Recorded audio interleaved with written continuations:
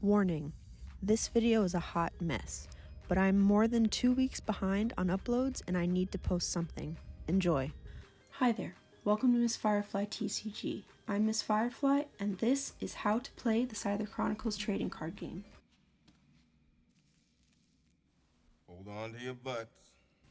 Now to start off, I'm just going to go over the playmat and what everything on there does. Up top you have numbers 1 through 10. This indicates the number of hops in a round. The max number of hops in a round is 7. If by the end of the 7th turn it is a tie, then you would go to 8, 9, and 10. If at the end of the 10th turn it is still a tie. Stop. Editing Firefly here. What I was about to say was wrong. Wrong. What I should have said was, in the event of a tie, the player with the most cards in their grimoire wins the round. Okay, let's get back to it. At the end of your turn, you would simply move your marker to the next, indicating that you are done with your turn and it is now your opponent's turn. I'm currently using the DPS poker chip from Richmond of last year. On the left is the grimoire. That is where you draw your cards and where you pull. If a card indicates you pull from your grimoire, this is where you pull from. If a card states to harvest, that means that indicates you are to pull from your grimoire. If a card states to rescue, that it indicates that you are to pull from your pharaoh pile. The pharaoh pile is cards that have been eliminated from the board. Or if a card says to discard from your hand, you would put them in the pharaoh pile, unless otherwise indicated. On the left side right here are the rounds. There are 3 rounds in every game. Best 2 out of 3 is basically the rule. Up here is the combat row that is indicated by the swords. There's a sword here. That means this card goes here in the swords. In the middle is the ranged row, indicated by the bow and arrow.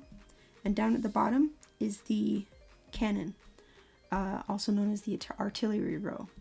The artillery row is for long ranged, and the ranged row is also for long ranged. Right now, mainly the 2 rows being used are the combat row and the artillery row. The ranged row is mainly going to be used by the Valkyries. That is not currently out released yet, but once they are released, this is where they will be. Creatures go on the combat row unless otherwise indicated. The artillery row is mainly being used right now by the 2 cards, the Queen's Hair Revenge and the Queen's Cannon, those that are in the Viking deck. So whichever symbol is indicated on the top right of your card, that is the row that it belongs. So now that I've gone over the mat, let's begin with the play. If you see me looking to the side, it's because I have notes and I'm reading from the notes. So to begin, you would choose your side. Right now we have Viking and Pirate, so you would choose either the Viking deck or the Pirate deck. I have chose the Pirate deck. That is the deck I usually play with, and it's my favorite, so I always play. To begin, one player will roll a d6, and the opponent will choose evens or odds. I rolled a 5, an odd. So if my opponent had chosen even, I would win. And then I would choose either to go first or to go second. Going first and second, they both have their advantages and disadvantages.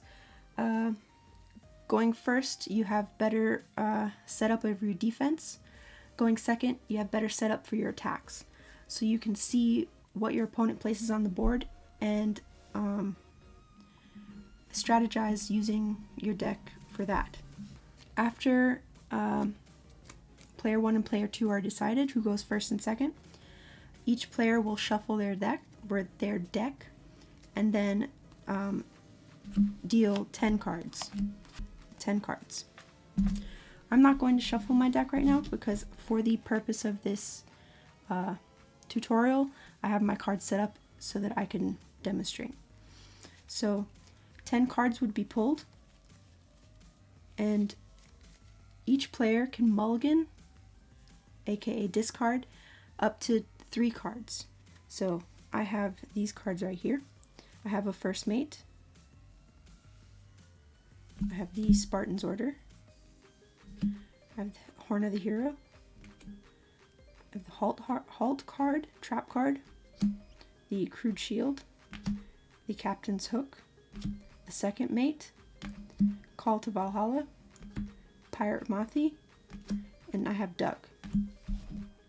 So, looking at my cards, if there are 2 heroic creatures, say I don't want 2 heroic creatures in my hand at the moment for the first round, I would discard 1.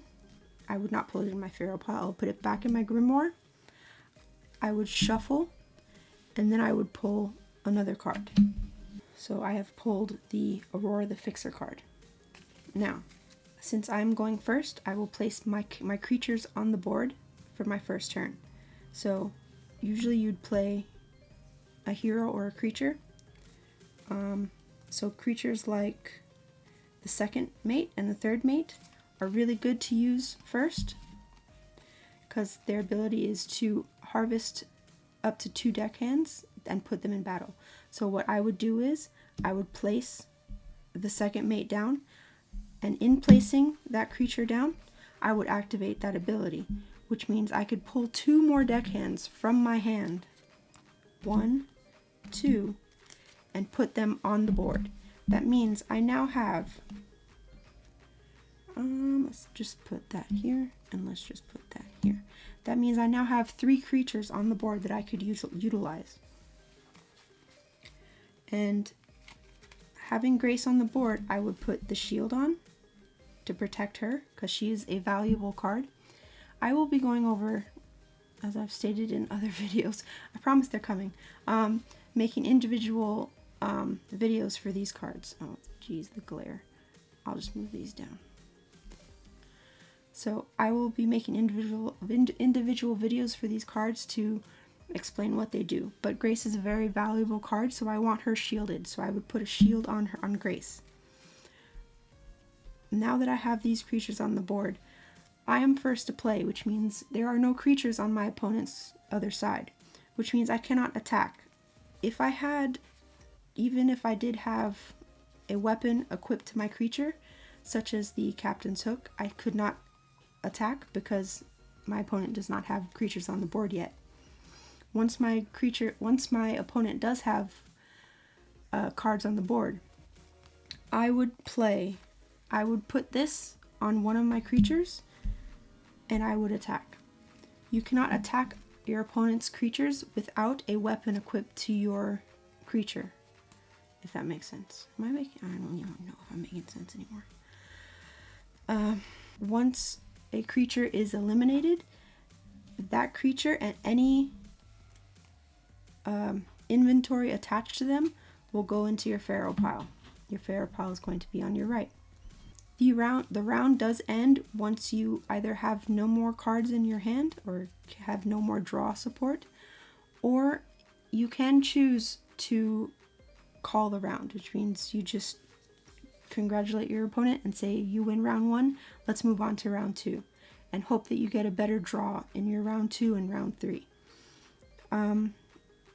There are advantages to doing that. You save your cards because once your card is in the Pharaoh pile, unless indicated by another card, you cannot pull from this deck.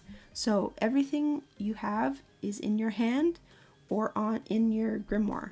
All the cards on your board go into the Pharaoh pile after the round. So anything you can save in your hand or in your grimoire is best to save for round 2 or 3 if you feel like you're losing round 1. As I've stated, there are 3 rounds in a game. First round you draw 10 cards. Second round you draw 7, and then third round you draw 5. So the more you have in your grimoire by the third round, the better. So I have to explain. 2,000 years later. Well, I lost a dice. Anyway, the dice are used to keep track, not only to roll who goes first in the first round. It's also used to keep track of how much Scyther your creatures have. For example, Graceful Malady, like I said, she's a very valuable card. She gives +2 Scyther to any creature on her left or her right. So this second mate, which is a 2, would go up to a 4. So 2 plus 2 would be a 4. Oh, you can't really see that. 2, and then you put the 2 there, which would be a 4. Or you could do just straight 4 on top of the 2.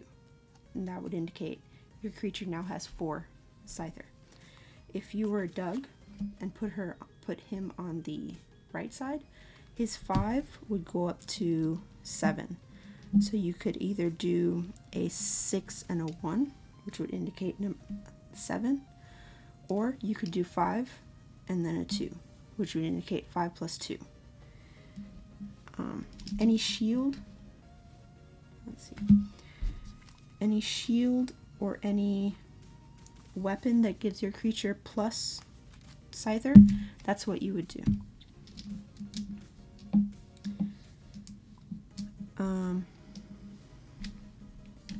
Pretty sure I forgot things, but that's all I can actually honestly think about right now as far as information. Hopefully this was informative. I'm pretty sure it wasn't, but you know.